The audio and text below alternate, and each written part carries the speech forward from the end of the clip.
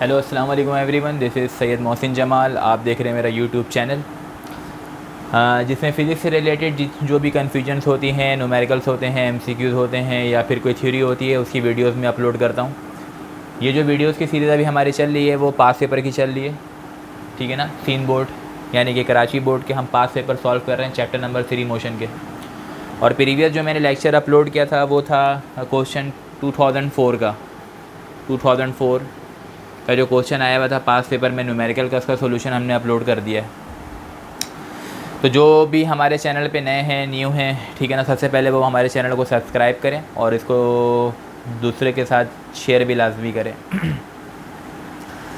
आज जो हम न्यूमेरिकल पढ़ने के लिए जा रहे हैं वो हमारे पास 2004 के बाद 2003 का न्यूमेरिकल है। 2003 अच्छा 2003 में जो है वो दो तरीके के सवाल आए हुए हैं, एक 2003 और एक 2003 प्री मेडिकल।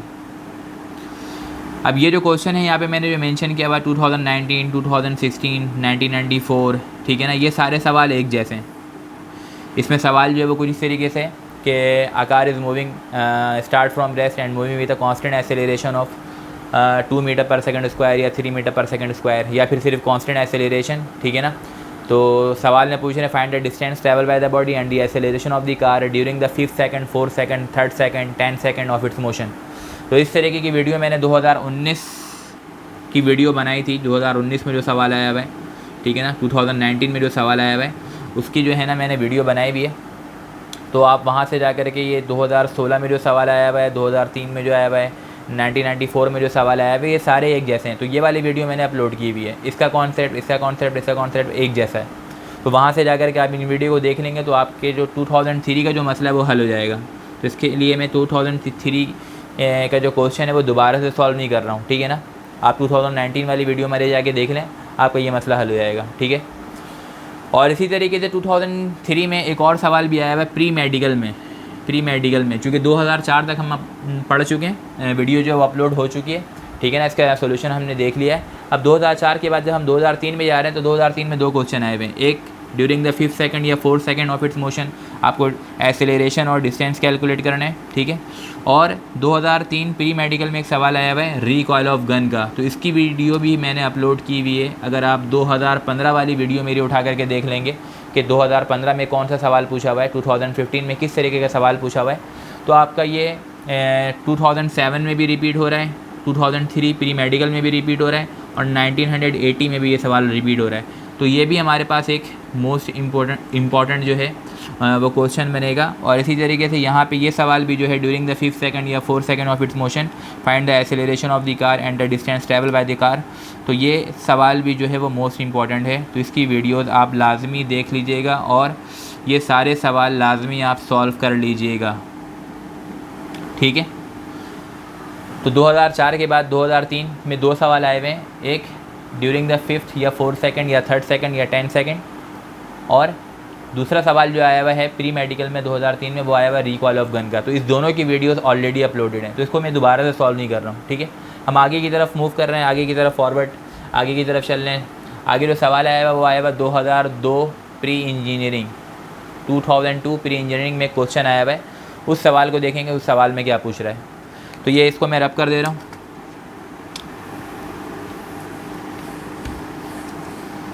और देखते हैं कि 2002 प्री इंजीनियरिंग में जो सवाल आया हुआ है उस सवाल में क्या पूछा जा रहा है। 2002 प्री इंजीनियरिंग,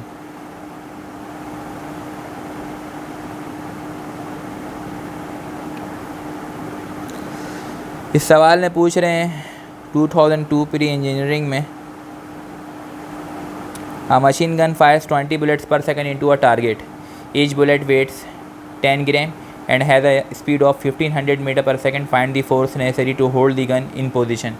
2002 प्री इंजीनियरिंग का क्वेश्चन है। इस सवाल को मैं आपको दिखा भी दे रहा हूँ। जैसे कि मैंने आपको बताया कि सवाल देख करके सॉल्व करने की बात कुछ और है। सवाल में लिखा हुआ है, क्वेश्चन नंबर देखिएगा 15 तक हमारा हो चुका है 2003 प्री मेडिकल। तो 16 में क्या लिखा हुआ, a machine gun fires 20 bullets per second into a target, each bullet weights 10 gram and has a speed of 1500 metre per second, find the force necessary to hold the gun in position. 2002 pre engineering का question है। तो सवाल में साफ साफ लिखा हुआ है कि एक मशीन गन है, ठीक है ना, जो कि अपने टारगेट पे 20 बुलेट फायर कर रही है पर सेकंड में। एक सेकंड में वो 20 बुलेट फायर कर रही है, ठीक है। और हर बुलेट का जो मास बता रहा है वो कितना बता रहे हैं, 10 ग्राम। देखिए लिखा हुआ था वेट, लेकिन हम यहाँ पे यूनिट से पहचानेंगे। वेट की यूनिट न्यूटन होती है, यहाँ पे ग्राम लिखा हुआ, तो एक्चुअली में ये मास गिवन होता है, वेट गिवन नहीं होता, ठीक है ना। Bullet weight 10 gram and has a speed of 1500 metre per second, और इसकी स्पीड कितनी है, 1500 मीटर पर सेकंड है। Find the force necessary to hold the gun in position. तो बताइए कितना ये फोर्स लगानी पड़ेगी गन को अपने टारगेट पे, अपने पोजीशन पर हैंडल करने के लिए, सेट करने के लिए, ठीक है ना। जैसे फर्स्ट कर लेते, एक हाथ में मेरे मशीन गन है, मैं फायर कर रहा हूँ, ठीक है। तो फायर करेंगे तो हाथ में एक रिकॉइल, एक झटका महसूस होगा, तो उसको पीछे की तरफ नहीं आने देना है, अपने जगह पे होल्ड करके रखना है। तो अपने जगह पे जब हम होल्ड करके रखेंगे तो आखिर वो कितनी फोर्स लगेगी, ठीक है ना। A machine gun fires 20 bullets per second. एक मशीन गन जो है वो 20 बुलेट फायर कर रही है, एक मशीन गन जो है वो 20 बुलेट फायर कर रही है पर सेकेंड। तो जो गिवन है हमारे पास वो देख लेते हैं पहले। ये सवाल जो है 2002 प्री इंजीनियरिंग का क्वेश्चन है। जो गिवन है हमारे पास, गिवन दैट क्या बताना चाह रहे हैं,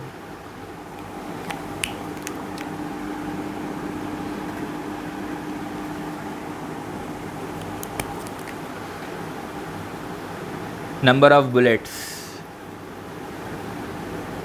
नंबर ऑफ बुलेट्स जो है वो n है, और वो कितने 20, ठीक है ना। A machine gun fires 20 bullets per second. Time कितना गिवन है, पर सेकंड यानी कि 1 सेकंड, ठीक है, इनटू अ टारगेट, ठीक है। Each bullet having a mass of 10 ग्राम। तो मास ऑफ ईच बुलेट है ये, मास ऑफ ईच बुलेट, या आप इसको 1 बुलेट भी कह सकते हैं। मास ऑफ 1 बुलेट वो कितना है 20 ग्राम, सॉरी 10 ग्राम, ठीक है ना। इसको अगर हम केजी में कन्वर्ट कर दें तो ये हो जाएगा 10 डिवाइड बाई 1000, ये और ये कैंसिल, तो ये आपके पास मास आ जाएगा 0.01 kg, ठीक है। नंबर ऑफ बुलेट्स एन जो है वो 20 है, टाइम जो बोल रहा है 1 सेकेंड है, मास ऑफ ईच बुलेट जो है वो 10 ग्राम है, ठीक है ना। आपसे क्या कह रहे हैं कि find the force necessary to hold the gun in position. बताइए कितनी फोर्स लगेगी गन को अपनी पोजीशन पर होल्ड करने के लिए। अच्छा, a machine gun fires 20 bullet per second into a target, each bullet having a mass of 10 gram and has a speed of, speed जो बता रहे हैं इसकी स्पीड कितनी है 1500 metre per second. Speed of bullet भी गिवन है, speed of bullet जो है यानी कि v वो कितना गिवन है 100 मीटर पर सेकंड। आप क्या बताएं, वो फोर्स बताएं जो कि चाहिए, ठीक है ना, गन को अपने पोजीशन पर होल्ड करने के लिए। तो रिक्वायर्ड में जो चीज़ मालूम करनी है वो क्या मालूम करनी है, force is equal to question mark. This is the data. Number of bullets 20, time 1 second लग रहा है, ठीक है। हर बुलेट का मास जो है वो 10 ग्राम है, स्पीड ऑफ बुलेट जो है वो कितनी है 100 मीटर पर सेकेंड है, और आपको मालूम क्या करना है फोर्स, कि क्या फोर्स लगेगी। अब देखो यहाँ पर जो कंडीशन अप्लाई होती है ना, अगर आपने इसकी थ्योरी पढ़ी हुई है, इसमें अप्लाई होता है मोमेंटम का कॉन्सेप्ट, ठीक है। Rate of change of momentum जो है, rate of change of momentum, ठीक है ना, ये बराबर होता है किसके, फोर्स के। Rate of change of momentum आप इसको क्या ले सकते हैं, delta p over T is equal to क्या, f। अच्छा, delta p over T, time कितना बोल रहा है, देखो टाइम बोल रहा है 1 सेकेंड, तो नीचे में क्या लगा दूंगा 1 सेकेंड, तो ये किसके बराबर होगा f के। तो इसका मतलब नीचे 1 की कोई वैल्यू होती नहीं, तो इसका मतलब rate of change of momentum यहाँ पे किसके बराबर होगा, f के। The rate of change of momentum is equal to force. तो जो फोर्स लग रही है वो rate of change of momentum के बराबर है। तो अगर इस फोर्स को मैं कैलकुलेट कर लूँ, f is equal to delta p momentum किसके बराबर होता है? मास इंटू वेलोसिटी के। अगर मैं F इज इक्वल टू लिख दूँ मास हमारे पास कितना है 0.01, तो ये हो जाएगा 0.01 मल्टीप्लाई बाई वेलोसिटी। वेलोसिटी कितनी है इसकी 100 मीटर पर सेकेंड, तो ये मल्टीप्लाई हो जाएगा 100 से। तो ये जब फोर्स को आप ये 100 मीटर पर सेकेंड की मैंने, 1 minute let me check this as it is 100 और 1500 मीटर पर सेकेंड है। यहाँ पे ये 100 नहीं है बल्कि कितना है 1500।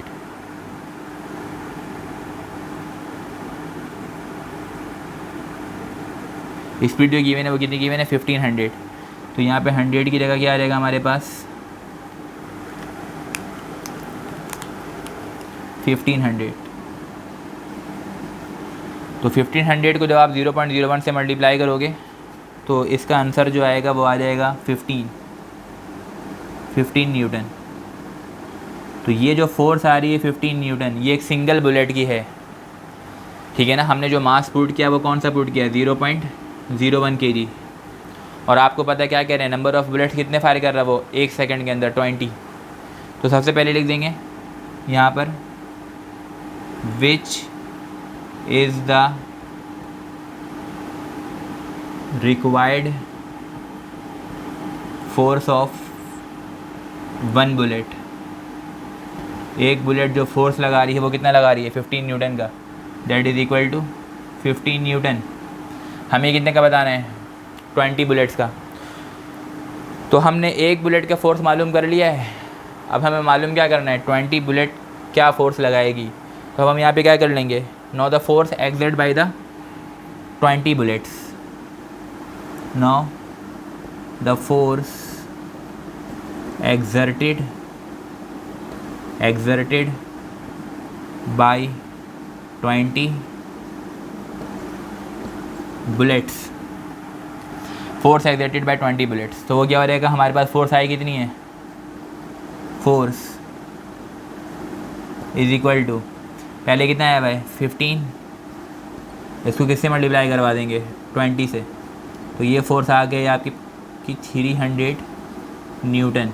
तो which is the required force exerted,